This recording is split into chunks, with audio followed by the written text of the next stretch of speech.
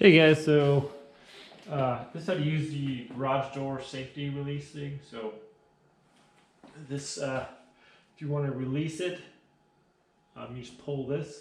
See how it pops up? You got most garage doors have a worm drive. Some have a belt, but I think it works the same way.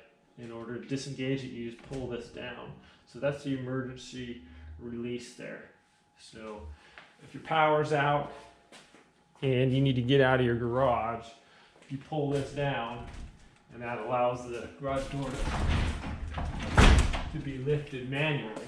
Now to re-engage that, you have to kind of pull this cord at a straight angle and kind of give it a pretty good pull on there. So like that. So it should engage like that. And you can try to pull on your garage, see if it'll move or not.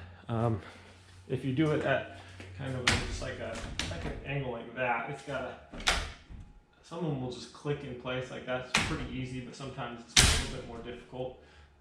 Just make sure it's in place. That's not going to move up and down like it is like that. So you know it's re-engaged when it's up like that. So. Thanks for watching. Everyone have a great day. We'll see you next time.